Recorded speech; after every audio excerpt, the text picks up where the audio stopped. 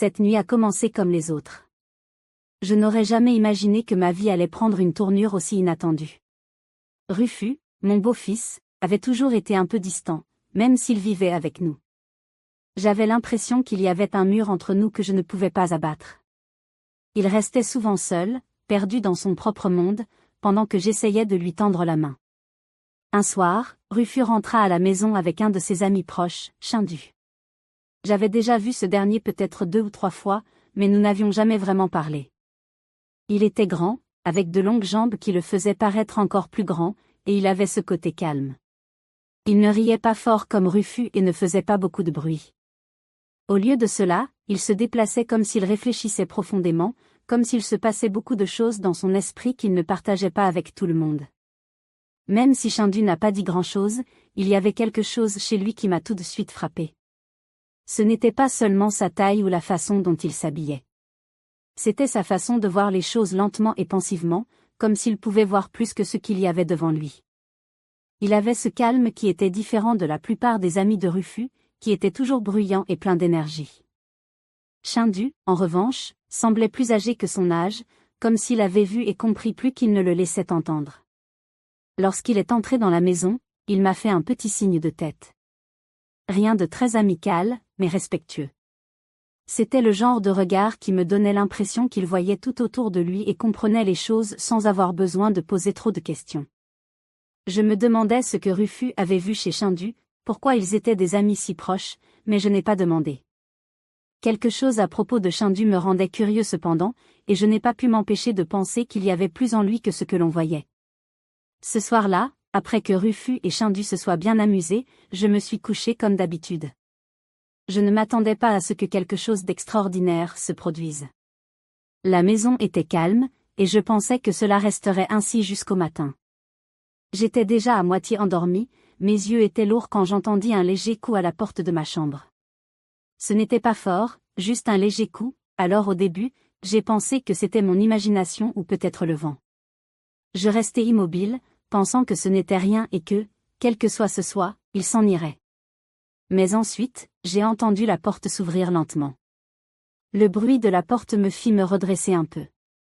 J'ai tourné la tête et j'ai vu Chindu debout, seul.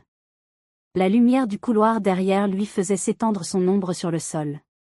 Son visage était calme, mais il y avait quelque chose dans son expression qui me mettait mal à l'aise, comme si quelque chose n'allait pas. Il ne souriait pas et n'a rien dit. Au début, il est resté là à me regarder, et pendant un instant, la pièce s'est refroidie, comme si quelque chose avait changé. Les yeux de Chindu étaient calmes, mais il y avait sur son visage une expression étrange que je ne comprenais pas vraiment. Mon cœur a commencé à battre un peu plus vite et j'ai senti l'air dans la pièce changer d'une manière qui m'a mis mal à l'aise. Je ne savais pas pourquoi il était venu si tard dans ma chambre. Je ne savais pas si quelque chose s'était passé ou s'il avait besoin d'aide. Mes pensées se sont précipitées et j'ai commencé à ressentir une étrange tension dans l'air. Je m'assis dans mon lit, attendant qu'il dise quelque chose.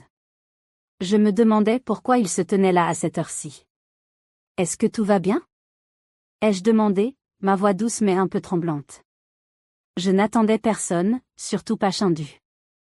Il n'a pas répondu tout de suite. Il fit un pas dans la pièce, toujours silencieux, avant de finalement parler. « Je n'arrivais pas à dormir », dit-il d'une voix calme qui ne correspondait pas à la sensation qui régnait dans l'air. Je pensais que peut-être tu ne pourrais pas non plus. Ces mots m'ont fait cligner des yeux, confus. Chindu n'arrivait pas à dormir. Pourquoi était-il venu vers moi? Où était Rufus? Mon cœur commença à s'emballer un peu, mais je n'arrivais toujours pas à comprendre pourquoi il se tenait devant ma porte. Cela n'avait aucun sens. J'avais l'impression que quelque chose n'allait pas, mais je ne savais pas ce que c'était.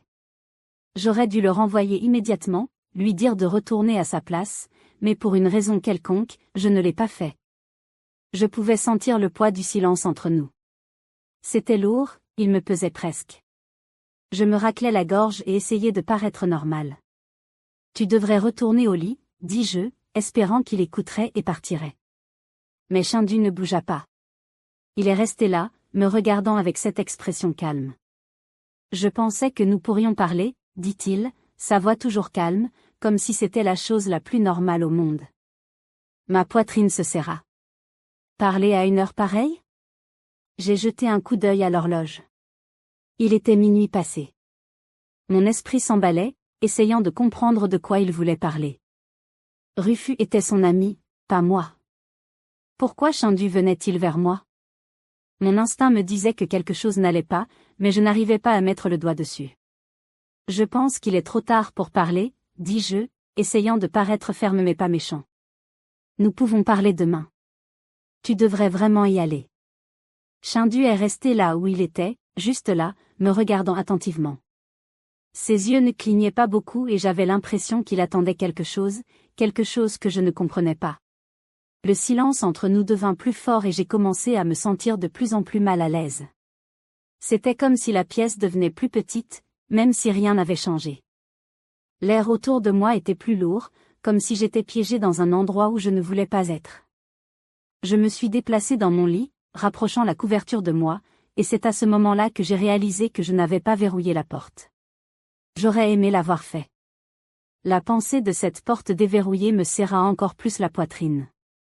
Pourquoi ne l'avais-je pas verrouillée?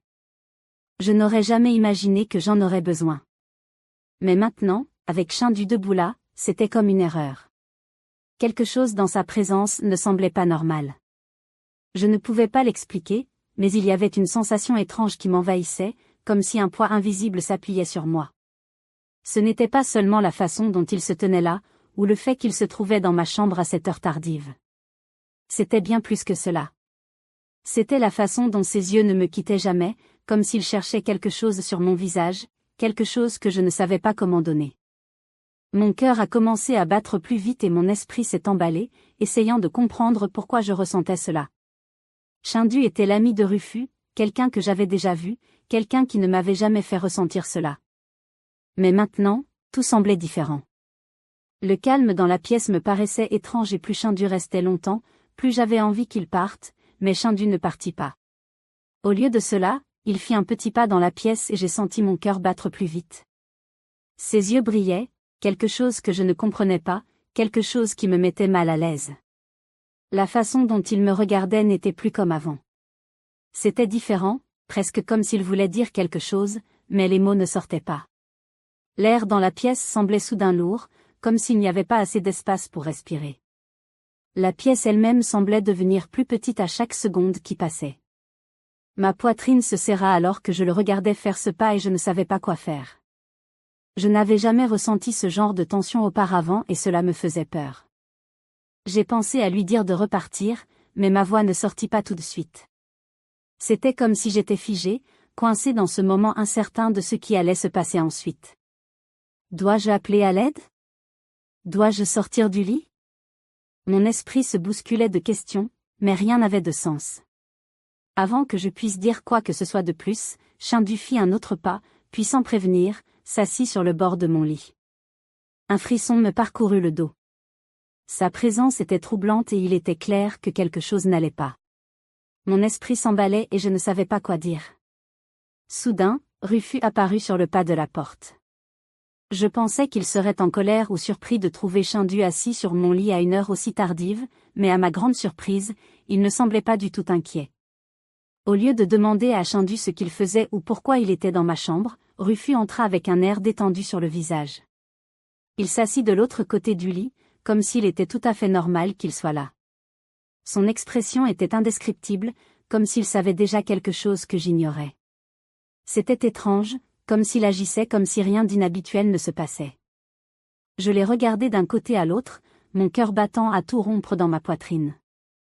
La pièce était lourde de silence et je ne pouvais pas m'empêcher de penser que quelque chose n'allait vraiment pas. Pourquoi Shindu était-il ici et pourquoi Rufus s'en fichait? Je voulais leur demander à tous les deux ce qui se passait, mais mes mots semblaient coincés dans ma gorge. La tension flottait dans l'air comme un épais brouillard, ce qui rendait difficile de penser clairement. Que se passe-t-il? Murmurai-je, ma voix à peine assez forte pour être entendue. Je voulais des réponses, mais en même temps, j'avais peur de ce qu'il pourrait dire. La pièce semblait encore plus petite maintenant et la tension dans l'air était si épaisse qu'il était difficile de respirer. Aucun d'eux ne parla tout de suite. Ils restèrent assis là, Shindu d'un côté et Rufus de l'autre, comme s'ils attendaient que quelque chose se passe. Rufus et Shindu échangèrent un regard qui fit battre mon cœur. C'était comme s'ils partageaient un secret, une sorte de compréhension dont je ne savais rien. Je me sentais complètement exclue, comme si je regardais un film dont je ne connaissais pas l'histoire. Mon esprit a commencé à s'emballer avec des pensées auxquelles je ne voulais pas penser. Je pense que nous le savons tous, dit doucement Rufus, sa voix presque trop calme. C'était étrange de l'entendre parler ainsi, si sérieux et contrôlé. Je le regardais, le cœur battant. Ce n'était pas le Rufus que je connaissais, le gars amusant et insouciant qui aimait plaisanter. Je voulais comprendre ce qui se passait, mais tout me semblait confus et tordu, comme si j'étais coincé dans un rêve étrange dont je ne pouvais pas me réveiller. Que faisait Shindu dans ma chambre à cette heure-là? Pourquoi Rufus agissait-il si différemment? J'ai senti un serrement dans mon estomac et j'aurais aimé pouvoir simplement m'échapper de la pièce et fuir tous ces sentiments étranges. Rufus prit une profonde inspiration et je vis qu'il était nerveux. Tu sais, dit-il lentement, nous avons toujours gardé ce secret, mais la vérité est que mes amis et moi t'admirons vraiment. Nous en avons beaucoup parlé et ce soir, ils m'ont donné le courage de enfin te dire ce que nous ressentons. J'ai cligné des yeux, de surprise, pas sûr d'avoir compris. M'a admiré? Mon cœur s'emballa alors que j'essayais de comprendre ce qu'il disait. Est-ce qu'il me disait vraiment que lui et ses amis m'aimaient? J'ai senti un mélange de confusion et d'excitation bouillonner en moi.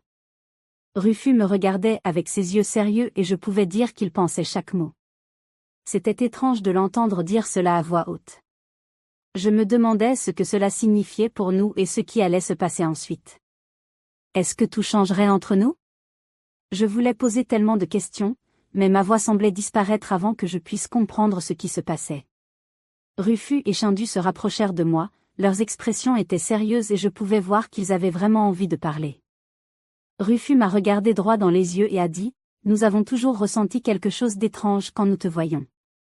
C'est comme si notre cœur commençait à s'emballer et nous ne pouvons nous empêcher de ressentir cette connexion avec toi. » Shindu hocha la tête, ajoutant, « C'est difficile à expliquer, mais quand tu es là, nous ressentons cette chaleur dans notre corps.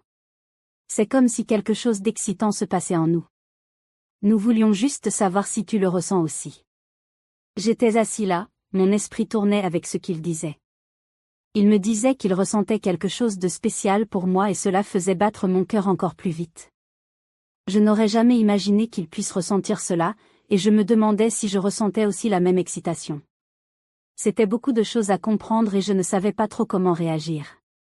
Puis, à ma grande surprise, Rufus et Shindu ont commencé à se déshabiller juste devant moi. Je n'en croyais pas mes yeux. Ma bouche s'est ouverte alors que je pensais qu'il leur a donné le courage de faire ça. Ils ôtèrent lentement leurs chemises et leurs pantalons, se révélant complètement nus. Ils étaient là, me regardant avec des visages sérieux, comme si cela n'avait rien d'étrange. Nous n'avons rien à vous cacher, dit Rufus d'une voix ferme et calme. Mon cœur s'emballa et je sentis mes joues se réchauffer. J'étais confus et surpris. Pourquoi choisirait-il de me montrer ça? Je me suis demandé. Mon esprit était rempli de questions et j'avais l'impression d'être dans un rêve qui n'avait aucun sens. La pièce était silencieuse, à l'exception du bruit de ma respiration, qui paraissait forte à mes oreilles. Je les ai regardés tous les deux, essayant de comprendre ce qui se passait. Rufus avait toujours été mon beau-fils et Shindu était son ami proche. Je pensais que je les connaissais bien, mais maintenant, tout semblait différent. Vous êtes sérieux, les gars? J'ai finalement réussi à demander, ma voix à peine au-dessus d'un murmure. Ils hochèrent tous les deux la tête, leurs yeux ne quittant jamais les miens. C'était comme s'ils attendaient quelque chose, peut-être que je dise quelque chose ou que je réagisse d'une certaine manière. Je sentais mon cœur battre dans ma poitrine et je ne savais pas trop quoi faire ensuite. Pourquoi maintenant, ai-je demandé, essayant de donner un sens à tout. Pourquoi tu me montres ça? Shindu s'approcha un peu, son expression s'adoucissant. Nous vous admirons et nous voulions être honnêtes quant à nos sentiments, a-t-il déclaré. Il ne s'agit pas seulement de ce que vous voyez, il s'agit de ce que nous ressentons à l'intérieur. En l'écoutant, j'ai ressenti un mélange d'émotions.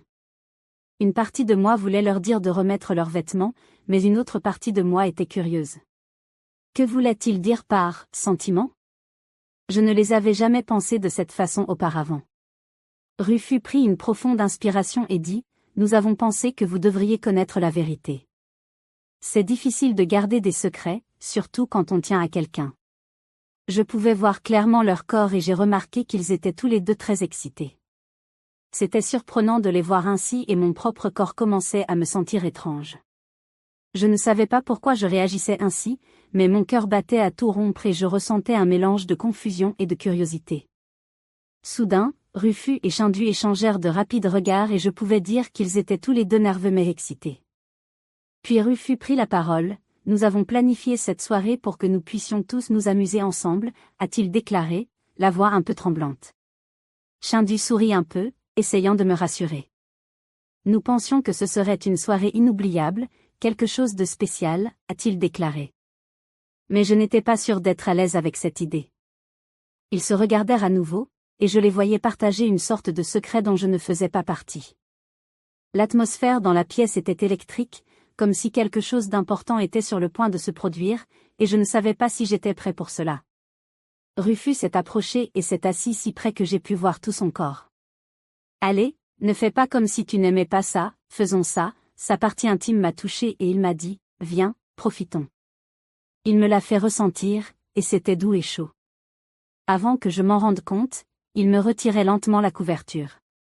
Mon cœur a commencé à battre à tout rompre avec la curiosité, et une petite voix dans ma tête me demandait ce qui pourrait arriver ensuite. Je ne pouvais m'empêcher de ressentir un mélange d'excitation et de nervosité, me demandant ce qu'il voulait partager avec moi. C'était un moment rempli de possibilités, et mon imagination a commencé à se déchaîner. J'ai pris une profonde inspiration, essayant de calmer mon cœur qui s'emballait, impatient de voir où cette soirée inattendue me mènerait. Alors que la couverture s'éloignait lentement de moi, j'ai senti une bouffée de chaleur se répandre dans mon corps. Mon cœur s'est mis à battre à tout rompre et j'ai senti que quelque chose de spécial était sur le point de se produire. Puis, de façon inattendue, j'ai senti un doux baiser sur mes lèvres. C'était doux et sucré, envoyant des papillons palpiter dans mon ventre. Je n'avais jamais vécu quelque chose de pareil auparavant. Le baiser ressemblait à une porte s'ouvrant sur un nouveau monde, plein de chaleur et de curiosité. J'avais du mal à croire ce qui se passait et mon esprit bouillonnait d'excitation. Le moment était magique, comme si le temps s'était arrêté rien que pour nous. Je savais qu'il s'agissait d'une connexion spéciale dont je me souviendrai longtemps. Cette nuit-là, ils ne m'ont pas laissé dormir. Ils m'ont encouragé et motivé en me disant que ce serait amusant si nous dormions tous ensemble. Je pouvais sentir l'excitation dans l'air, mais après ce premier baiser, j'ai pris ma décision. Je leur ai dit fermement, à tous les deux, que je ne voulais pas aller plus loin. Même si j'ai ressenti un flot d'émotions et que mon corps était curieux et voulait plus, j'ai tenu bon. Le baiser est bon, dis-je d'une voix ferme, mais je ne peux pas aller au-delà. Ils ont essayé de me persuader avec leurs paroles douces, mais je savais avec quoi j'étais à l'aise. J'ai apprécié leur gentillesse et leur attention, mais j'ai été claire dans ma décision. Ce fut un moment rempli de tension et de compréhension, et je me sentais fière d'avoir écouté mes propres sentiments. Après un long moment, Rufus et Shindu décidèrent qu'il était temps de quitter la pièce. Ils avaient prévu que la soirée soit pleine de plaisir et d'excitation, mais il semblait que leur plan n'avait pas complètement fonctionné. La seule chose que nous avons partagée, c'est ce baiser. Je pouvais voir la déception sur leur visage, et cela me rendait un peu triste. Ils semblaient avoir espéré quelque chose de plus, mais je savais au fond de mon cœur que j'avais fait le bon choix. Alors qu'ils se levaient pour partir, j'ai pris un moment pour rassembler mes pensées. Je savais qu'ils se sentaient déçus, mais j'étais aussi fière de moi d'avoir respecté ma décision. J'avais écouté mes sentiments et c'était important. Je suis vraiment désolée si tu es déçu, dis-je doucement, mais je ne veux tout simplement pas aller plus loin que ça. Ils hochèrent tous les deux la tête, comprenant mes sentiments même s'ils n'étaient pas d'accord. Rufus m'a fait un sourire rassurant et Shindu avait l'air pensif. Nous comprenons, a déclaré Rufus. Nous voulions juste passer un bon moment avec vous. J'ai apprécié leur honnêteté, mais je savais que je devais rester ferme. Mon choix concernait ce qui me convenait, et c'était plus important que d'essayer de plaire à quelqu'un d'autre. En sortant de la pièce, j'ai ressenti un mélange d'émotions, du soulagement, de la tristesse et un peu d'espoir pour l'avenir. Peut-être qu'un jour, nous pourrions tous être amis et profiter de la compagnie des autres sans aucune pression.